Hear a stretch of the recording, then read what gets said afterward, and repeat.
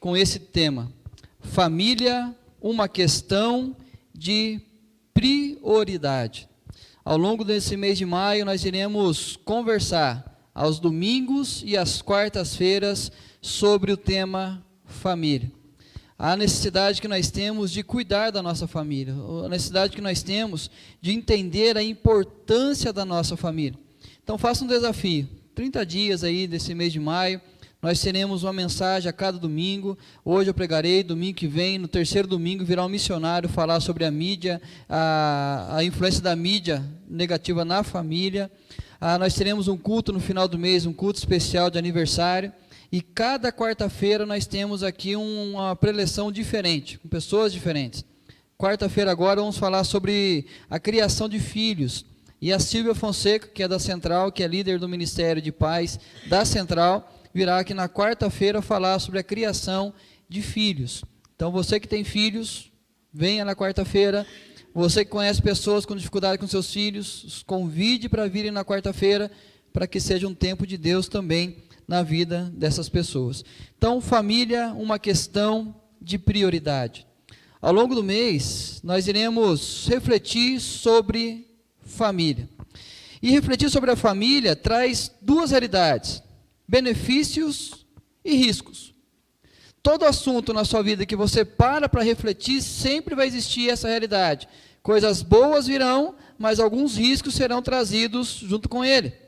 Por exemplo, vamos constatar alguns problemas. Alguns assuntos sobre família que você vai ouvir, você vai constatar essa realidade. A minha família está com um problema nessa área. Ou se não, uma constatação da necessidade de mudanças, é outro benefício. Você vai olhar, vai ouvir, vai refletir e vai entender que mudanças precisam começar a acontecer. E uma constatação de novas oportunidades. Mas é um mês também de olhar a nossa vida e entender que há uma possibilidade, e Deus está dando essa possibilidade que a nossa família seja diferente. Mas tem risco. O primeiro risco que nós temos nesse mês é a busca por culpados da nossa realidade. Uma vez fizemos uma série de mensagens na igreja onde fui pastor lá em Ponta Grossa, e o mês era assim: a hora e a vez dos homens, no domingo a hora e a vez das mulheres, no domingo a hora e a vez dos filhos, e no último a hora e a vez da família. Era impressionante como o cônjuge exigia a participação do seu parceiro naquele que era, por exemplo, o dia do homem, o dia que o homem seria tratado por Deus. A mulher insistia: pastor, manda uma mensagem, pastor, dá uma ligada. Da mesma forma, na semana seguinte, quando era da mulher, o marido dava aquelas cobradas para que a esposa pudesse participar. Enquanto você estava ministrando, você via aqueles... Olha lá o que o pastor falou. E quando voltava para casa, ficava trazendo na memória aqueles problemas que tem para tentar cobrar. Você viu o que o pastor falou? Você viu o que o pastor falou? O que acontece? Quando a gente ouve sobre família, você começa a tentar achar quem que é o culpado da realidade que nós estamos vivendo dentro das nossas casas. Mas também a estagnação baseando-se em outras relações. Sabe o que acontece muito? Quando nós nos sentamos com pessoas para conversar, e cada um fala da sua realidade familiar, quando nós ouvimos o problema que a outra família tem, nós ouvimos aquilo, ao invés de falar assim: vou orar pela sua família, e vou orar para que a minha família não enfrente esse problema, nós não fazemos isso. Nós começamos a fazer uma certa comparação, para que nós possamos continuar com os nossos problemas. Nós continuamos com as mesmas realidades, com as nossas fraquezas. Por exemplo, quando a nossa esposa tem uma dificuldade, e você sabe que precisa auxiliar para que ela resolva essa dificuldade, e você ouve alguém falando que o marido daquela pessoa não escuta, o marido daquela pessoa não ajuda, aí você fala assim: você reclama de mim, mas olha fulano de tal, olha para o marido dela, e perceba como ele é muito pior do que eu. Comece a agradecer pelo marido que você tem. Ou seja, é risco de pegar a família do outro com problema e começar a se basear nisso para que a minha continue com os mesmos problemas. E as incertezas de possibilidade de melhoras. Eu não sei se vai mudar. Esses 30 dias talvez não sejam necessários ou suficientes para que a minha família seja diferente? E essa incerteza começa na mensagem de hoje. Você ouve e fala assim: não adianta, pastor, há tanto tempo do mesmo jeito, não vai ser nada diferente. Quando refletimos sobre família, há esse fator preocupante. Já ouvimos diversas vezes sobre família. Quantas vezes você já ouviu sobre casamento, sobre criação de filhos, sobre a maneira de amar sua esposa, de honrar o seu marido? Quantas vezes você já participou de conferências, de mensagens, de palestras? Quantas coisas já ouviu na internet? E aí, então nós olhamos isso, parece assim, é um fator preocupante. Porque nós já ouvimos tanta coisa, mas a família continua do mesmo jeito. Mas há um fator preponderante. O quanto já decidimos por mudanças a partir do que ouvimos. Essa é a realidade que nós temos que pensar. Tudo bem, nós já ouvimos diversas vezes mensagens sobre família, mas qual foi o momento, qual foi a hora, qual foi a circunstância que eu disse: agora sim, eu preciso tomar uma decisão de ser diferente? Por quê? Porque nós já tivemos, por exemplo, essa terceira série que eu faço nessa igreja sobre família. E aí nós vamos falar assim: o pastor já falou sobre isso, o pastor já falou sobre isso. Mas nós continuamos com a necessidade de tocar nos mesmos assuntos. Por quê? Porque faltou esse fator preponderante. Uma hora de tomar a decisão de mudança. Ou seja, já sabemos qual é a enfermidade e sabemos o remédio. Agora precisamos fazer o tratamento.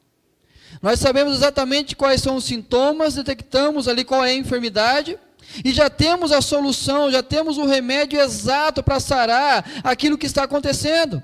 Mas precisa agora tomar uma decisão de ingerir esse remédio, de fazer o tratamento, de tomar. Ou seja, o quebrantamento. Sair daqui, da nossa mente, e vir para o nosso coração, da onde procede toda a vida. Porque o grande problema nosso é que nós ouvimos a mensagem, nós decoramos a mensagem, nós sabemos escrever tudo aquilo que é o papel de cada um de nós no contexto familiar, mas um palmo faz uma grande diferença. Sair da nossa mente e cair no nosso coração é a grande necessidade. É deixar que essa palavra que venha criar raízes dentro de nós, criar moradia no nosso coração e produzir vida em cada um de nós. Eu entendo também por quebrantamento essa seguinte realidade. Por quebrantamento eu também entendo que é a reconsideração de tudo em nossa vida e a sua reconstrução. É rever conceitos e atitudes, e desculpa a redundância, priorizando as prioridades. É quando eu começo a entender que aquilo que eu preciso reconsiderar na minha vida é necessário também reconstruir. Eu preciso começar a reconsiderar algumas realidades. Isso é quebrantamento. É olhar e entender que aquilo que eu estou fazendo não está certo. A minha teimosia não está certa, a maneira de eu agir não está certo, aquilo que eu estou fazendo está acumulando problemas e problemas na minha casa, e eu continuo fazendo. O quebrantamento é reconsiderar tudo e começar a reconstruir, a rever as minhas atitudes, os meus conceitos, e aprender a priorizar aquilo que é prioridade. Uma coisa é certa, todos nós temos prioridade. Você e eu, todo ser humano tem uma prioridade. A pergunta é: qual é a nossa prioridade?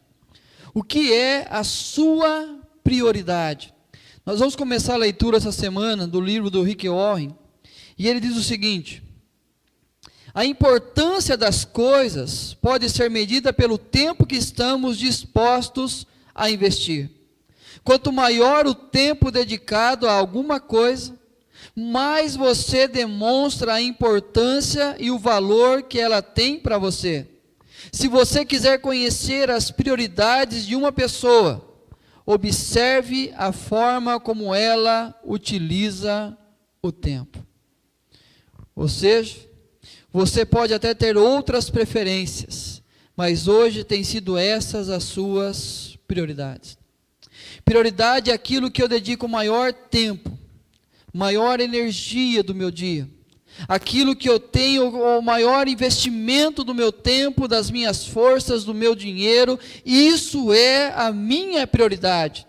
Talvez se eu perguntar para você o que é prioridade na sua vida, você iria responder: pastor, Deus, a minha família, a minha comunidade cristã, ou aí meus amigos e o meu trabalho. Essas são as minhas prioridades. Aí a pergunta é: quanto tempo que eu passo com Deus? Quanto tempo que eu passo com a minha família? Quanto tempo que eu passo com a minha igreja? Quanto tempo que eu passo com os meus amigos? E o quanto tempo eu passo no meu trabalho? Aí nós iremos entender o que realmente é prioridade na vida de cada um de nós. É aquilo que eu invisto mais tempo da minha vida. Só para entender um pouco melhor, algumas perguntas simples. Como tem sido preenchida a nossa agenda? Olha a sua agenda e veja o que é mais importante. A escala de importância está diretamente ligada à nossa agenda. E a partir do que tomamos as nossas decisões? O que pesa quando nós iremos decidir alguma coisa? Já pensou nisso? Nós tomamos decisões o tempo todo. Mas o que mais pesa no nosso coração, na nossa consciência, quando nós iremos tomar uma decisão na nossa vida? Eu penso no trabalho, eu penso na minha vida financeira, eu penso nos meus amigos, eu penso no meu tempo, eu penso na minha família. O que é que vem em primeiro lugar quando eu passo a refletir, a fazer escolhas? Só para responder isso com mais sinceridade, lembre: sensibilidade e racionalidade para com os resultados. É você olhar aquilo que você está colhendo. Porque às vezes nós falamos assim: pastor, a prioridade é a minha família. Mas eu começo a ver a minha família distanciando, a minha família se perdendo, os meus filhos sentindo a minha ausência. Aí eu começo a entender que, peraí, a minha agenda está errada, a minha prioridade é aprender a ser mais sensível, mais racional, olhar aquele que é o fruto do que eu estou colhendo. Maturidade para avaliar as consequências. Essa maturidade acho que falta para nós muitas horas da nossa vida. Porque nós somos doutores em dar desculpas quando as coisas começam a dar errado. E aí eu começo a argumentar dizendo assim: não, eu não fico aqui porque você sabe que eu preciso trabalhar, porque a minha prioridade é vocês são a minha prioridade, por isso que eu trabalho. Não, eu não passo tempo com vocês porque eu me preocupo com outras realidades. Olha, eu estou fazendo isso, é por vocês. Queridos, maturidade é sinceridade ao olhar os frutos daquilo que nós temos feito. O pastor Luciano diz o seguinte: a escala de valores de muitos cristãos está desordenada. Alguns estão vivendo de modo desordenado porque não fazem a menor ideia do que as Escrituras ensinam a respeito do assunto. Outros, porque mesmo tendo os valores e prioridades devidamente ordenados no conceito mental, não conseguem tê-los na prática. O que ele está dizendo? Que nós cristãos temos duas dificuldades. Ou nós não conhecemos nada sobre como é aquilo que Deus quer que nós priorizemos na vida, não tenho a menor ideia do que deve ser em primeiro lugar na minha vida, ou se não, eu sei exatamente descrever o que o Evangelho fala, o que Deus escreve na sua palavra, qual é a vontade dele para a minha vida e para a minha família, mas está apenas na minha mente, eu não consigo deixar entrar no meu coração, para que isso se torne algo prático. Dr. Mark Dever diz o seguinte: a raiz de tudo isso é a rápida erosão de nossa confiança nas Escrituras. Nós confiamos rapidamente que o dinheiro resolve o problema da família, nós resolvemos que outras pessoas vão ajudar, a escola vai educar, a igreja vai ensinar meus filhos a buscar a presença de Deus. Eu começo a olhar e confiar em outras coisas, e não consigo confiar no que as Escrituras Sagradas dizem. E aí eu começo a dialogar com as Escrituras, rejeitando o que ela diz sobre família. Queridos, família é uma questão de prioridade. Apenas um versículo, 1 Timóteo 5, 8, diz assim: ora, se alguém não tem cuidado dos seus, e especialmente dos da própria casa, tem negado a fé e é pior do que o descrente. Eu sempre falo que a Bíblia, quando a gente lê, é complicada demais para entender. É difícil entender a Bíblia. E às vezes nós usamos esse argumento, pastor, eu começo a ler, mas não entendo nada. E diz um teólogo, diz o seguinte: não se preocupe com aquilo que você lê e não entende, mas comece a se preocupar com aquilo que você lê e entende. Esse é um versículo que eu não precisaria pregar essa noite, porque se alguém não tem cuidado dos seus, especialmente da sua própria família, tem negado a fé, ou seja, não entendeu esse evangelho, deixou esse evangelho entrar no coração, a ponto de olhar a família como prioridade. E pior do que isso, tem sido pior do que o descrente, pior do que aquele que não tem a menor consciência de quem é Deus, não tem a menor consciência do que diz a palavra de Deus, e pior ainda, ele não está nem aí com aquilo que Deus fala em relação à sua casa, à sua família. É interessante como Paulo tem uma família como referencial. Se Paulo fosse pastor dos nossos dias, nós iríamos com maior facilidade chamar o apóstolo Paulo para ser preletor, por exemplo, encontro de casais. As mulheres sejam submissas, maridos, amai a vossa mulher. Paulo seria alguém que com facilidade nós iríamos ligar e falar: Paulo, o senhor pode me dar uma palavra aqui na igreja em relação a casais? Mas também, aproveitando que você vai estar com a gente, Paulo, um domingo de manhã você poderia falar sobre pais e filhos. Filhos, obedecei a vossos pais no Senhor, e vós pais não provoquei os vossos filhos a ira. Mas já que está aqui, Paulo, nós temos um grupo de liderança na igreja, você poderia tirar um tempo para conversar com esse grupo de liderança? E aí Paulo ia dizer assim para a gente: não repreendas ao homem idoso, antes exorta-o como a pai, aos moços como a irmãos, as mulheres as mulheres idosas como a mães, as moças como a irmãs, com toda a pureza.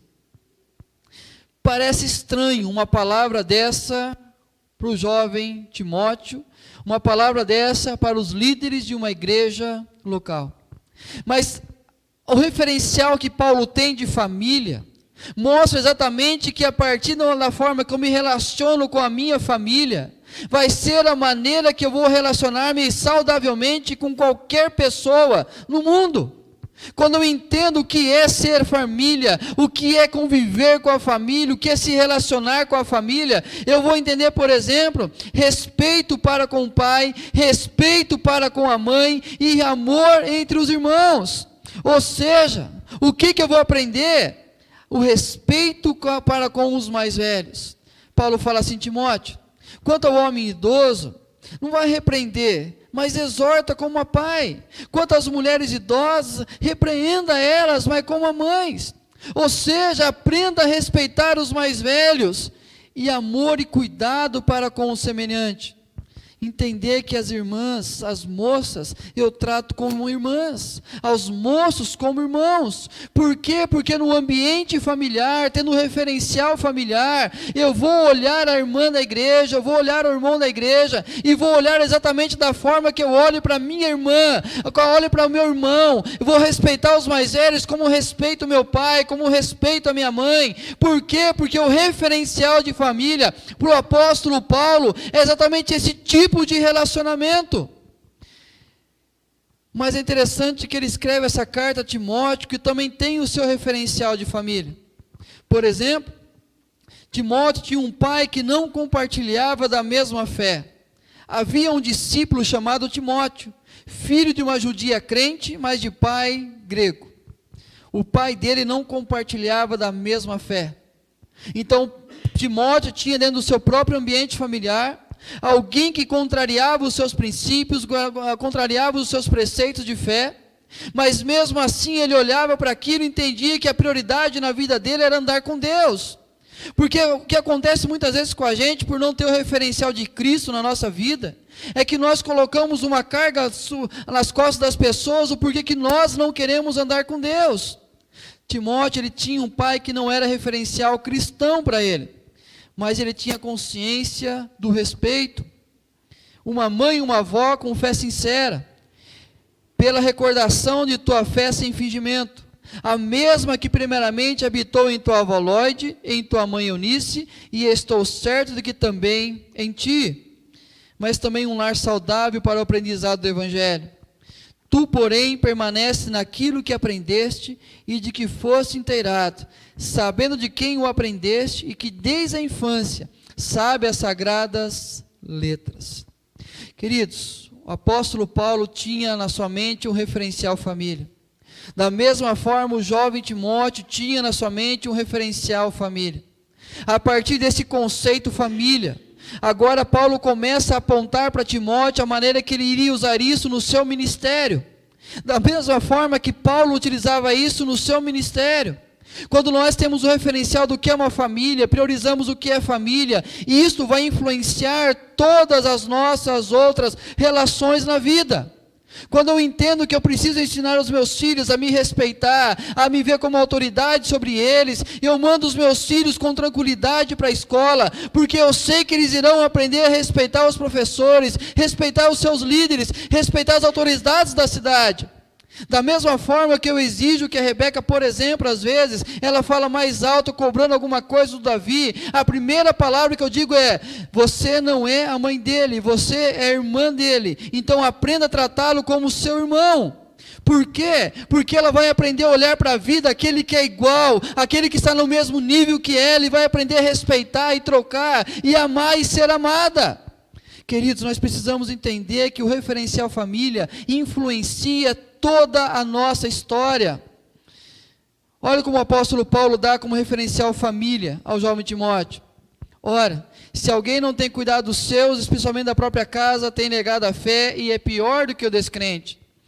Honra as viúvas verdadeiramente viúvas, mas se alguma viúva tem filhos ou netos, que estes aprendam primeiro a exercer piedade para com a própria casa e a recompensar a seus progenitores, pois isto é aceitável diante de Deus. O que Paulo está dizendo com esses dois versículos? Família é uma questão de prioridade. Cuidar da nossa família e cuidar daqueles da nossa família que precisam de uma atenção maior é uma questão de prioridade. Família é uma questão de prioridade, primeiro, porque deve ser dela os nossos referenciais de fé. A mesma que primeiramente habitou em tua avó Lloyd e em tua mãe Eunice. Queridos, é dentro de casa que começa os nossos referenciais de fé. É no lar que precisamos cuidar, para que na nossa casa, nossos filhos, esposa, esposo, tenham o mesmo referencial de fé. Olha o que Deus disse em Deuteronômio: ouve Israel, o Senhor nosso Deus é o único Senhor. Amarás, pois, o Senhor teu Deus de todo o teu coração, de toda a tua alma e de toda a tua força. Essa é a ordem para a geração que estava ouvindo, os homens e mulheres estavam ouvindo naquele momento a lei do Senhor. Mas não ficaria guardado apenas para eles. Estas palavras que hoje te ordeno estarão no teu coração. Tu as inculcarás a teus filhos, e delas falarás assentado em tua casa, e andando pelo caminho, e ao deitar-se e ao levantar-se. O que Moisés está aqui transcrevendo o que Deus disse a ele? Vocês vão receber a palavra de Deus. Esta palavra estará guardada no seu coração. E vocês vão amar a Deus de todo o coração, seu próximo. Mas isso não vai ficar apenas com vocês. A sua família precisará refletir essa realidade. Então você vai inculcar, literalmente vai abrir a cabeça do seu filho e colocar lá dentro, para que ele jamais esqueça esta palavra. E para que isso seja uma verdade na sua casa, ele diz assim: você vai inculcar a eles, e falará sentado, andando pelo caminho, ao deitar-se, ao levantar-se, ou seja, em todo o tempo, você vai falar desta palavra, dentro da sua casa. Queridos, nossa forma de viver a fé irá refletir em nossos familiares. Por exemplo, no nosso cônjuge. Maridos, amai a vossa mulher, como também Cristo amou a igreja, a si mesmo se entregou por ela, para que a santificasse, tendo-a purificado por meio da lavagem de água pela palavra, para apresentar a si mesmo a igreja gloriosa, sem mácula, nem ruga, nem coisa semelhante, porém santa e sem defeito. A minha espiritualidade, a maneira de refletir a minha fé, vai impactar de forma direta a minha esposa. Porque como Cristo morreu e afetou diretamente a sua igreja, e está preparando a sua igreja para apresentá-la perfeita na presença de Deus, a minha espiritualidade refletirá na minha esposa, porque é meu dever como sacerdote, é meu dever como cabeça do lar, apresentar a minha esposa perfeita na presença de Deus. Mas da mesma forma, mulheres, sede vós igualmente submissas ao vosso próprio marido, para que, se ele ainda não obedece à palavra, seja ganho sem palavra alguma, por meio do procedimento de sua esposa, a observar o vosso honesto comportamento cheio de temor. O que mais acontece quando casais que o marido não é crente? A esposa fica tentando várias artimanhas, várias maneiras para ganhar o marido.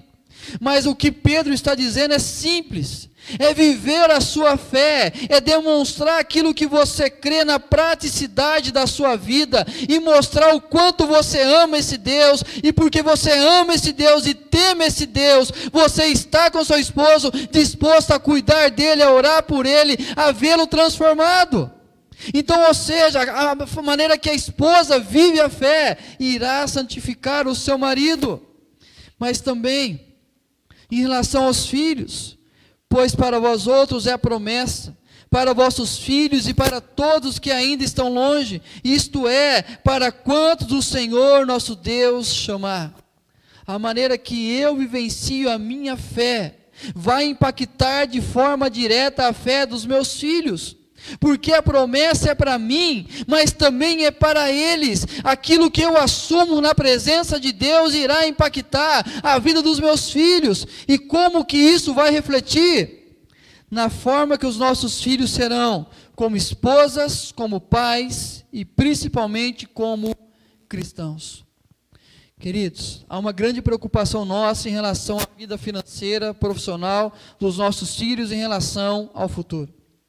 Mas a minha maior preocupação com os meus filhos é como que o Davi vai ser pai e esposo. É como a Rebeca vai ser como mãe e como esposa. E principalmente como os dois serão como cristãos ao longo da vida. Por quê? Porque a maneira que a Janaína e eu vivemos em casa vai ser exatamente o reflexo, vai refletir diretamente no casamento da minha filha e no casamento do meu filho. A maneira que eu ando com Deus vai refletir na maneira que o Davi vai andar com Deus, na forma que a Janaína anda com Deus vai refletir de forma direta a maneira que a Rebeca vai andar com Deus, e assim a família de cada um de nós. Por quê? Porque vai refletir de forma direta aquilo que é a escolha que eu estou fazendo. Olha o que diz 1 Timóteo 1,5. Pela recordação que eu guardo da tua fé sem fingimento. Qual? A mesma que habitou primeiramente na tua avó Lóide e na tua mãe Eunice, e estou certo que também em ti. As escolhas da avó Lóide refletiu diretamente na mãe Eunice, e da mesma forma impactou ao jovem Timóteo. Queridos, se nós olhamos a nossa família como uma questão de prioridade, lembre-se, porque deve ser dela os nossos referenciais de fé. A minha esposa precisa olhar para a minha vida como referencial de fé. A esposa precisa olhar para o marido dessa forma, o esposo olhar para a esposa e principalmente os filhos olharem para nós como referencial de fé. Mas também uma questão de prioridade, porque dela deve ser dela os nossos referenciais de comportamento. O texto que nós já lemos: não repreenda os homens idosos, antes exorta como pai, aos moços como irmãos, as mulheres idosas como mães, as moças como irmãs, com toda a pureza. O que isso vai refletir? Respeito para com os mais velhos. Eu lembro que quando eu cheguei em Araraquara, eu tinha um grande problema com alguns presbíteros da Central, presbítero Mané, já não mais entre nós, presbítero Barone, porque eu tinha o costume de chamá-los de Senhor. Mané, o senhor Barone, o senhor... E ele sempre dizia assim, não, o senhor é o pastor.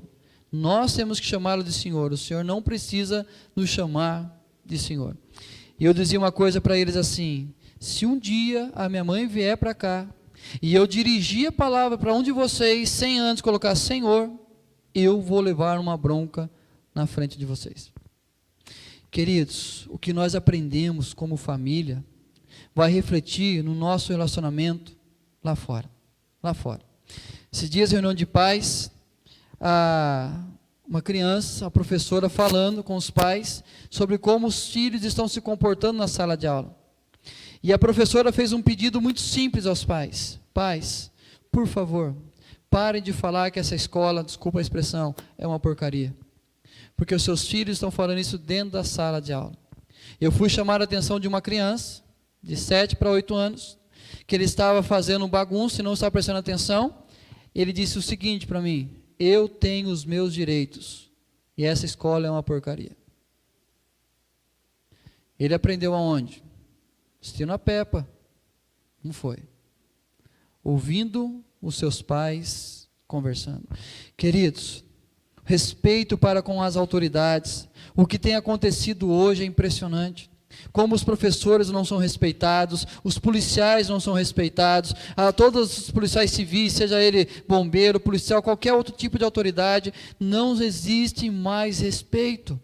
Porque alguma coisa aconteceu fora de casa? Não, está acontecendo dentro das nossas casas. E Paulo está dizendo, Timóteo, eu estou falando uma coisa para você, porque você vai entender o que eu estou dizendo. Quando eu falar para você não repreender o homem idoso, mas exorta como a pai, você sabe o que eu estou dizendo. Quando eu falar para você, Timóteo, para tratar as moças da igreja como irmãs, você sabe exatamente como é tratar uma irmã, porque você tem um referencial família, e esse referencial família vai levá-lo a tratar as pessoas de igual modo. Amor para com o semelhante, entender que nós precisamos amar uns aos outros. Eu não preciso dar razões para que minha filha saia de casa e você precisa amar, não. Ela vai aprender no relacionamento com o irmão dela o que é amar. E a partir disso ela vai começar a conviver com outras pessoas, entendendo que ela precisa amar essas pessoas. Viver a questão da prioridade na família é porque dentro de casa são os nossos referenciais de comportamento, mas também porque deve ser dela os nossos referenciais de cuidado mútuo. 2 textos que nós já lemos. Aquele que não cuida dos seus é pior do que o descrente, mas se alguma viúva tem filhos ou netos, que esses aprendam primeiro a exercer piedade para com a própria casa, e a recompensar os seus progenitores, pois isto é aceitável diante de Deus. Sabe o que nós encontramos hoje? Primeiro, esposos e esposas carentes de atenção e amor. Como essa realidade é presente no nosso tempo. Esposo e esposa necessitando de atenção e amor. Filhos e filhas carentes de afeto e cuidado. Compartilhei um vídeo com vocês essa semana, a Regina passou para mim, eu passei no grupo da igreja, dizendo, por exemplo, tablet não abraça ninguém, celular não abraça. E aí o filho perguntando à mãe qual era a senha para que pudesse acessar, ter contato com ela. Queridos, nossos filhos estão carentes de afeto e cuidado. Eu fico preocupadíssimo, já falei aqui, eu sei que a realidade de muitos, a necessidade de mandar os filhos de van para a escola, graças a Deus que tem condições de mandar. Mas o que me preocupa é quando as crianças se tornam mais apegadas ao professor, ao motorista da van, do que aos pais.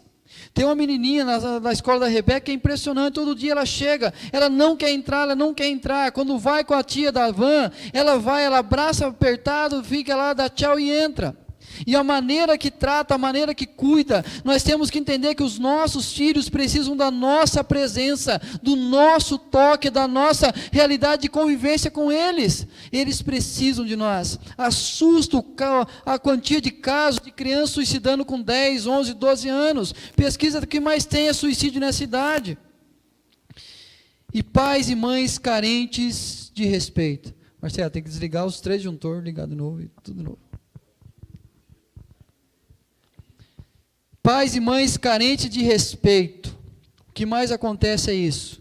O quanto os pais estão sofrendo por essa realidade, que os filhos não mais ouvem os seus pais. Os filhos não mais obedecem aos seus pais. E nós somos a maior parte da culpa, são dos pais, que não ensinaram os seus filhos a ouvir como aquele que tem autoridade sobre eles. A gente olha, por exemplo, o presbítero Melo falou quarta-feira aqui, que ele nunca bateu nos filhos. E a gente vai falar assim, está vendo? Essa é a maneira de educar. Mas ele pôs uma vírgula. Mas se necessário, bata. Quando a gente precisa falar não aos nossos filhos, é preciso muitas vezes corrigi-los também. É preciso corrigir cada um deles. Não basta apenas, se ele obedece ou não, tudo bem. Mas se ele fala mais alto e nós ganhamos o silêncio do nosso filho, porque nós oferecemos o que ele queria, nós não estamos educando. O que mais ouvimos são os psicólogos dizendo hoje, nós achamos o máximo a sabedoria deles, quando eles falam assim, a geração não aprendeu a dizer não. Por exemplo, olha aí quantos jovens estão matando as suas namoradas porque não quiseram continuar o namoro. É verdade, mas nós não estamos educando os nossos filhos para terem respeito com a gente. Queridos, se não respeitar o pai e a mãe, você vai passar vergonha na porta da escola. Lembra disso. Idosos carentes de amor e sustento. O que acontecia? A igreja tinha suas viúvas que passavam por suas necessidades. E isso o povo judeu teve um problema lá no Atos 6, a igreja começou a ter problemas, trouxe essa realidade, os diáconos cuidaram deles, a mesma realidade, Timóteo estava enfrentando viúvas com necessidade, e aí o que acontece? Manda que a igreja resolva o problema. O que Paulo vai falar a Timóteo? Cuida das verdadeiramente viúvas, ou seja, daquelas que não têm condições nenhuma de ter o sustento, mas aquelas que têm filhos, aquelas que têm parentes, que eles aprendam a recompensar os seus progenitores, ou seja, que os filhos aprendem a cuidar dos seus pais, que os filhos aprendam a sustentar os seus pais, que os filhos aprendam a cuidar dos seus pais. O que Paulo está dizendo a Timóteo é só isso. Não joga um peso sobre outras pessoas, não coloque na responsabilidade da igreja, não coloque na responsabilidade do governo, coloque sobre a sua responsabilidade, honrando a própria casa e recompensando aos seus progenitores. Por quê? Pois isto é aceitável diante de Deus. Queridos, isso é o que mais tem me revoltado nos dias de hoje. Essa realidade. Como os pais estão sofrendo, os avós estão sofrendo, porque pagam conta dos filhos, pagam conta dos netos, e não têm o respeito dos seus filhos e nem dos seus netos. Precisa aprender a cuidar. Qual que é o resultado disso? Cuidado mútuo é resultado de uma fé sem fingimento e de um conhecimento bíblico saudável. Por que deve ser dela os nossos referenciais de fé, de comportamento e de cuidado mútuo? Por que você e eu precisamos aprender a priorizar a nossa família? Por isso, porque dela vêm os nossos referenciais de fé. Quem vai me ensinar a buscar a Deus? Quem vai me ensinar a me consagrar? É a minha família. Quem vai me ensinar a me comportar com as pessoas? É na minha família. Quem vai me ensinar a cuidar um do outro? É na minha família. E é exatamente o texto que nós lemos em Deuteronômio 6. Ouve Israel, o Senhor nosso Deus é o único Senhor.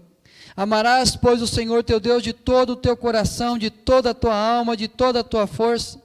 Essas palavras que hoje te ordeno estarão no teu coração.